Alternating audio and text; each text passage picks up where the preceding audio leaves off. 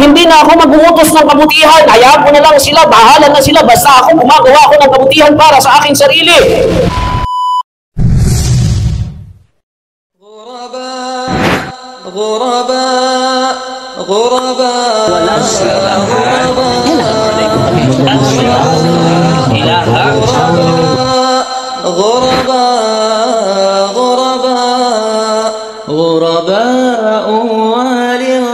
الحمد لله إن الحمد لله نحمده ونستعينه ونستغفره ونستهديه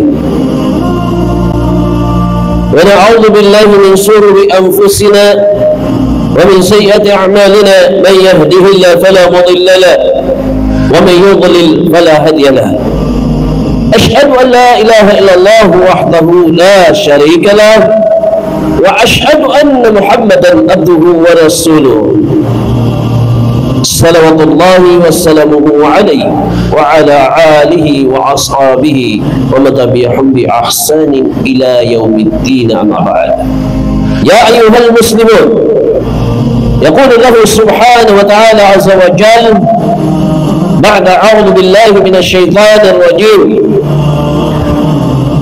كنتم خير أمة أخرجت للناس تأمرون بالمعروف وتنهون عن المنكر وتؤمنون بالله. وقال النبي صلى الله عليه وسلم: من رأى منكرا فليغير بيده، فإن لم يستطع فبلسانه، فإن لم يستطع فبقلبه، وذلك أضعاف الإيمان. Mga kapatid ko, alhamdulillah, mga alipin ni Allah. Thumma alhamdulillah, papuri kay Allah subhanahu wa ta'ala, at pagkatapos papuri kay Allah subhanahu wa ta'ala. Dahil ngayon, tayo ay nandito, uno, tayo ay tumugon bilang mga Muslim sa panawagan ni Allah hinggil sa tinatawag na Salatul Jumu'ah. Alhamdulillah, na kung alam lang ng mga nakararami kung gaano kahalaga ang Salatul Jumu'ah na ito, kahit ano ang gawin mong pagpipigil sa kanila, kahit ikadi naman sila sa kanilang mga haligi ng kanilang tahanan o ng kanilang mga poste ng kanilang bahay, ay hindi mo sila mapipigilan at pilit nilang tatanggalin ito. Makarating lang sila sa halaga ng Salatul Jumu'ah. Dalikum khairun lakum in kuntum ta'lamun. Kung ito ay nalalaman lang ninyo na siyang mabuti para sa inyo, sabi ni Allah. Alhamdulillah, mapuri para kay Allah. Ngayon mga kapatid ko, ako ay Muslim, ikaw ay Muslim, tayong lahat na nandito ay Muslim. Islam ang ating pananampalataya. Sapat na ba na tayo ay kilalanin at tawaging Muslim, mga kapatid ko? Sapat na ba na sabihin natin sa ating mga sariling, ako ay Muslim? Hindi ba kinakailangan malaman mo na mayroong tungkulin ang isang Muslim? Sa lahat ng mga Muslim, tayo ay mayroong gawain. Hindi sapat na ikaw ay nag-claim at sinasabi mong ikaw ay Muslim na wala kang gagawin. Nang sabihin mo na walang ibang Diyos na karapat dapat sambahin maliban kay Allah, sinabi mo si Propeta Muhammad ay propeta huling sugo ni Allah. Alam mo ba, ikaw ay natawag na Muslim, sa oras na yan ay mayroon kang dapat gampanan. Mga kapatid, ang isa sa mga gagampanan natin bilang mga Muslim ay kinakailangan magkaroon tayo ng mga gawaing pagsamba kay Allah. Siyempre, isa yun sa pinaka-una. Sapat na ba na nagagawa natin ang sala? Mga kapatid, mayroon pa tayong pinaka-mainam na gagawin sa ibabaw ng mundo ito. Ito ang sabi ni Allah subhanahu wa ta'ala. Tulad kanina ng ating binanggit na aya, A'udhu billahi minash shaitanir rajim, kuntum khairu ummati ukhrijat linnas. Kung mapapansin ninyo, itong aya na ito na mababasa natin sa chapter 3 ng Surah Al-Imran, sa ika-110, ibig sabihin 110 ng banal na Quran, sinasabi dito ni Allah subhanahu wa ta'ala na kayo ay niya ang pinakamainam sa lahat ng nasyon, sa lahat ng tao, kayo ang pinakamainam, sabi ni Allah. Allahu Akbar. Sino yun? Mga umma ni Propeta Muhammad sallallahu alaihi wasallam.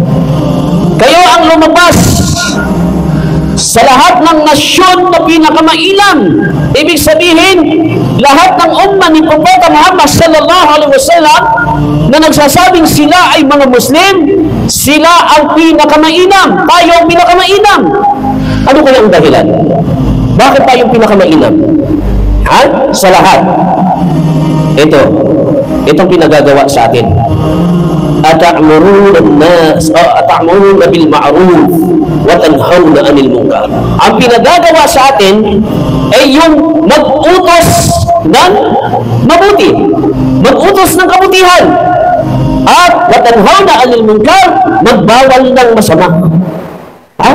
Pigilan ang kasamaan. Ito ang pinagagawa sa atin. Kaya tayo ay naging khairu ummah, naging mainam sa lahat ng mga ummah. Mag-uutos tayo ng kabutihan. Meaning, ito yung pagpapalaganap ng tauhid, kaisahan ni Allah, da'awa, dahil ito ang sinasabing pinakamabuti. Wa tanhauna 'anil munkar, at pipigilan natin ang mga gumagawa ng munkar. Ano yung munkar? Mga kasamaan, lalo na ang mga sumasamba sa mga Diyos-Diyosan, mga hindi naniwala kay Allah subhanahu wa ta'ala, at iba pang gumagawa ng mga kasamaan. Trabaho ito ng khairu ummah. Gawin natin ito, subhanallah. Tu'minuna billah wa tu'minuna billah, dahil naniniwala tayo na si Allah ang Diyos. Allahu Akbar. Isa pang aya sa banal na Quran, A'udhu billahi minash shaitanir rajim, waltakun minkum ummatun yad'una ila al-khair wa ya'muruna bil ma'ruf wa yanhauna 'anil munkar wa ulaika humul muflihun. Sinasabi ni Allah subhanahu wa ta'ala na hayaan gumawa ng mga jamaah, mga grupo na nananawagan o nag-aanyaya sa kabutihan at nag-uutos ng kabutihan, nagbabawal at nagpipigil ng kasamaan. Ulaika humul muflihun, at sila yaong magsisitagumpay. Allahu Akbar.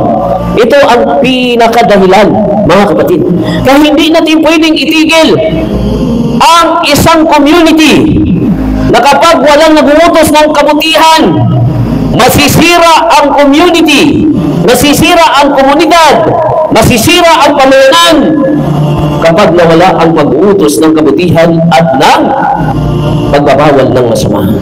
Opo, yan ang sinasabi ng banal na Quran. Ngayon, sapat na ba na ang tao ay maging makasarili at sabihin niyang ako'y gagawa ng mabuti? Hindi na ako mag-uutos ng kabutihan, hayaan ko na lang sila, bahala na sila, basta ako gumagawa ako ng kabutihan para sa aking sarili, binabawalan ko ang aking sarili sa kasamaan, hayaan natin sila. Pwede bang mangyari yun, mga kapatid ko? Hindi. Ang kawalan ng pakialam sa isang komunidad, isang community, isang pamayanan ay pagkasira at pagkawasak ng pamayanan. Sasabi mo, sige, bahala na sila, basta ako gumagawa ko ng kabutihan. Di ba mayroong mga gano'n? Yun ang katuwiran ng iba.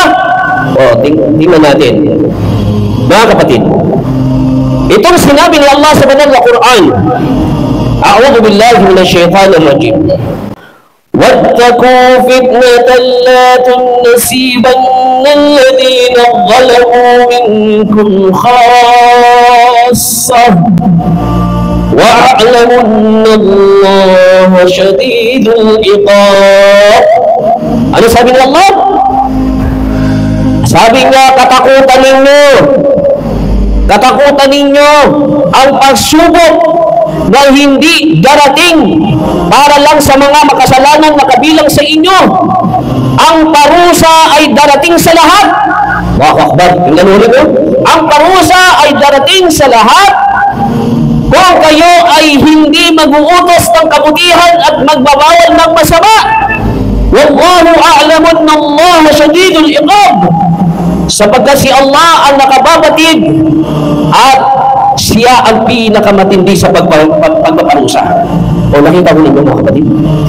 Yun na yung kawalan ng pakialam, sasabihin mo, ako lang ang gagawa mga mabuti, okay lang, pagbabawalan ko na lang sarili ko, bahala na sila. Subhanallah, sabi ni Allah, yung pagsubok na yun, hindi lang darating doon sa mga nagkasala, yung parusa na darating sa lahat, para sa lahat. Kaya makikita ninyo, bakit bumabagyo? Ha? Nadadamay pati yung mga gumagawa ng mabuti, mga nagsasamba kay Allah. Bakit hindi na lang yung mga gumagawa ng kasalanan? Sinabi na niya Allah, pinauna na niya. Hindi darating yung parusa niyo, hindi para lang doon sa mga kasalanan, kundi pati ang lahat madadamay.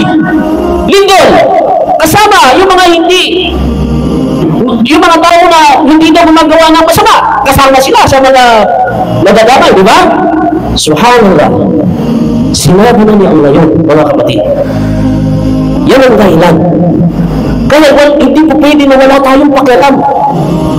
Sabi ng Propeta Muhammad sallallahu alaihi wasallam, man ra'a munkaran, sino man sa inyo ang makakita ng gumagawa ng kasamaan, falyughayyir bi yadihi. Pigilan ninyo ito sa pamamagitan ng inyong mga braso. Fa in lam yastati' fa bi lisanihi. Kung hindi nyo kaya, sabihin ng inyong dila. Ha?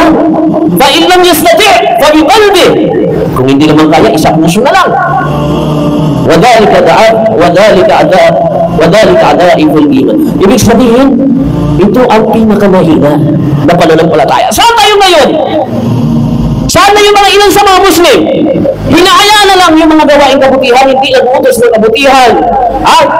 Nakikita na nila yung dawa, wala pa rin pakialam sa dawa. Subhanallah, hindi nila alam. Ayon sa ikabang hadith ng Propeta Muhammad sallallahu alaihi wasallam, na kapag ang mga tao ay tumigil na sa pagsasabi ng la ilaha illallah, o di kaya naman ay tumigil sa pag-uutos ng kabutihan, pagbabawal ng kasamaan, ay pagkawasak ng daigdig na ito. Kita ko ninyo? Ibig sabihin, magiging dahilan para mawasak ang mundong ito, yung mawala ng mga tao na nagsasabi ng la ilaha illallah, mga nagpaparating ng la ilaha illallah, o di kaya naman ay gumagawa ng pag-uutos ng kabutihan, pagpibigil o pagbabawal ng kasamaan. Pag nawala ito, subhanallah, ano ba mangyayari? Kaya mga kapatid ko, huwag tayong titigil.